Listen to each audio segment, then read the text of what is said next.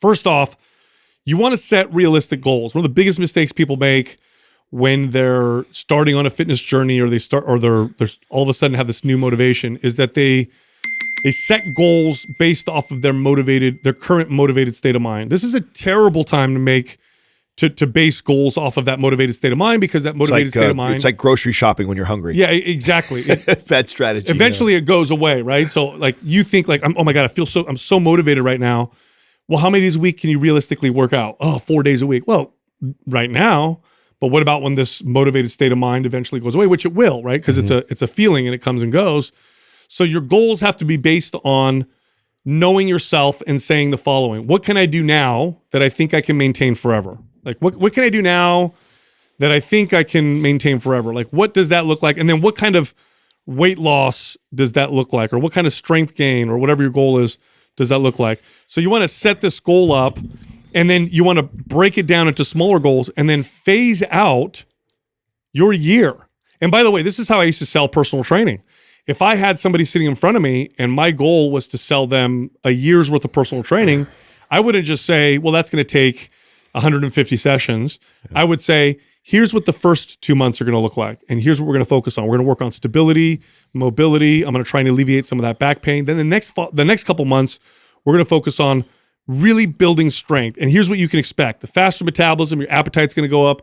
You're going to start to feel more tight and solid in your body. Then the next phase, and then I would go through and break this down for them and show them the plan. And now they know, like, oh, that's how I can get there. But for somebody who does this for themselves, you know what to expect. Well, for the next 2 months, what I'm going to do is I'm going to focus on eating more vegetables.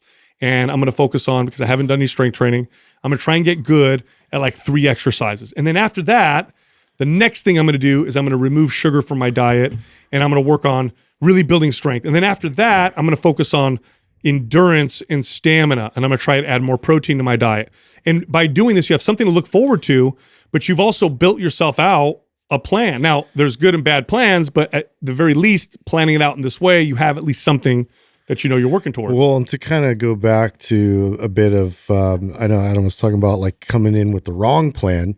Sometimes it takes that consultation with an actual qualified coach that's a good coach, or, you know, you listen to a lot of the advice we try to give. Is most of the clients I've had in this state that have this motivation, want to lose a lot of weight and get after this, have to build their body back up and have to build back, healthy, thriving metabolism, and to really focus on building muscle. And they're not even going to think in that direction on their own if they don't, aren't consulting with a coach that can really give them a proper assessment for that. You know, the audience is probably tired of hearing me reference when I competed. But I feel like it taught me so much, not just about myself, but even like as a coach helping other people. And one of the epiphanies that I had was, knowing that I feel confident with a training program and diet and all those things like that, that I didn't need a plan. I don't need a plan. I've been a fitness professional for over, 2 decades now. At that time, I wasn't 2 decades, it was like 15 years at that time. Why do I need to write out a plan or how, but boy, because it was something that I was competitive, like it was like a sport, right? I'm going against other people. I was going to get on stage, like I'm competitive. I didn't want to lose. Did I actually have a different attitude? Okay. Because of that, I'm like, okay, I'm gonna obviously track because I need to know for sure.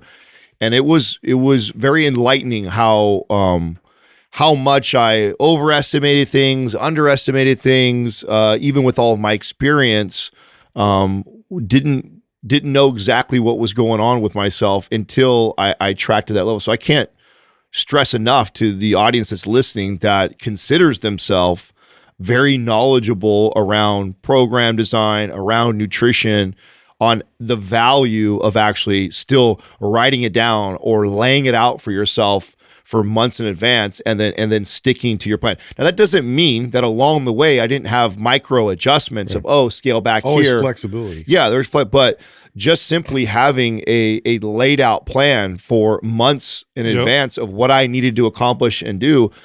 Boy, obviously it was the best shape of my life that I was ever in. And a lot of that was attributed to, one, obviously the consistency around it, but also really having a plan of attack and sticking with it. Yeah. So here's an example, right? You could take the year and you can break it up into 4 quarters. And then those 4 quarters are made up of 3 months. And then each of those months now is a mini goal. And then you ask yourself the following, okay, what kind of workouts?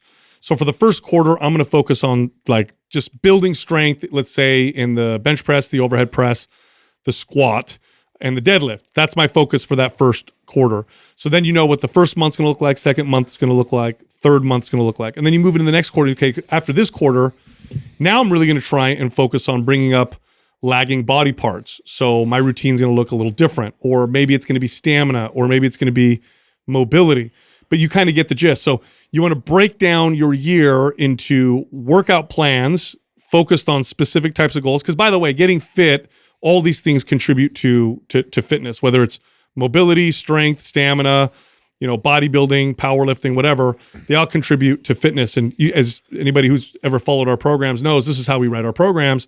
And we write them specifically so people can follow them one after another and kind of do this. So you break that down and then do the same thing with your diet and make it realistic. I can't make this goal for you because I don't know what your life looks like now, but make it realistic for yourself and say something like, for the first 3 months, I'm going to eliminate soda. That's all I'm going to do. I'm just going to eliminate soda and I'm just going to drink water.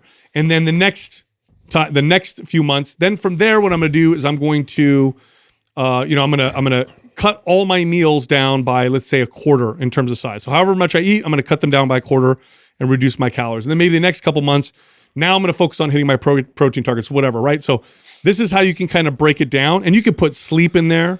Here, I'm going to focus on sleep. Here, but it's really cool because it gives you a plan. You know what to look forward to, and you know where you're moving. You know that, okay, for the next couple months, I'm doing it this way. And then I'm going to be doing this other thing. I'm going to be working out this particular way versus I'm just going to the gym and just trying to work out and just, do my thing.